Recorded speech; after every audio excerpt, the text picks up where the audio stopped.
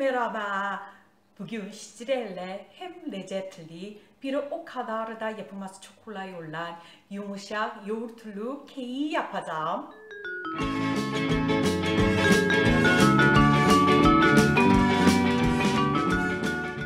Büyük bir kaseye yoğurt yumurta kırın.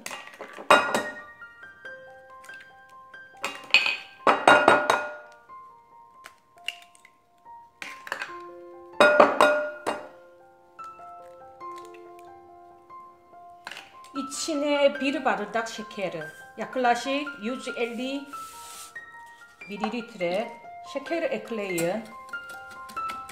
Şekeri eritmek için iyice karıştırın. 150 ml eritilmiş tereyağı koyun. Ondan sonra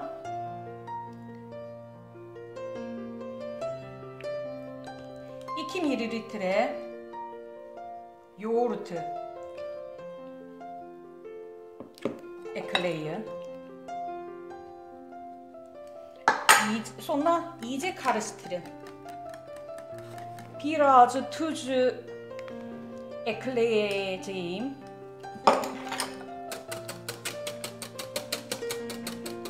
Ondan sonra 300 ml un ekleyin. 1 2 3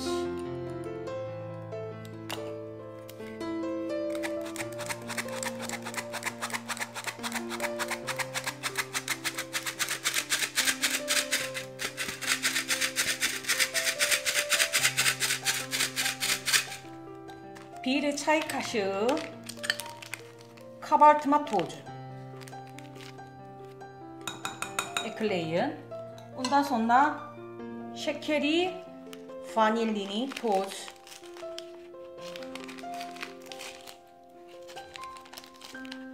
bir çay kaşığı ekleyin.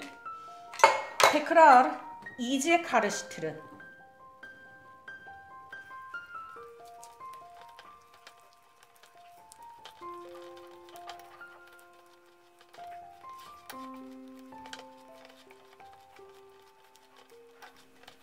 Hamuru bitti. Kuru yüzlerini un içine koyup çürümek için hamurun içinde koymanız daha da lezzetlidir.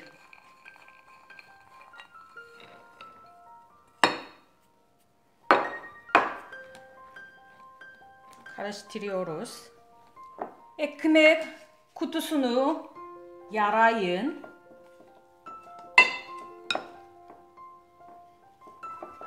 Veya pişirme kağıdını sarayın. Ondan sonra hamuru dokun.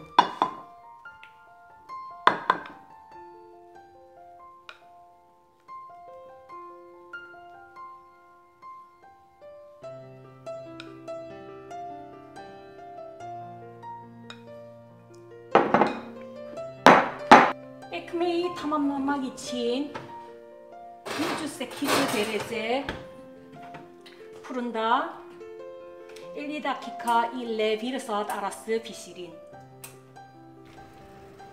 Şimdi 40 dakika geçti. Ekmeği iyi kabarmış oluyor. 10 dakika daha bekleyelim. Ekmeği çubuklarla ekmeği içinde kucaklayın. Çubuklarda hiçbir şey yoksa iyi pişirildiğinde emin olun. Soğuktan sonra kesin ve servis yapın. Yapımız çok kolay. Bugün sizlerle yoğurtlu kek yaptım. Bu lezzetli ekmeği siz de evinizde deneyin. Ve bana yorumlarınızı göndermeyi unutmayın. Bu zorlu günlerde evde kalmaya devam edip sağlığımıza dikkat edelim. Ve kilo almamak için evimizde basit stretching hareketleri yapmayı da unutmayalım.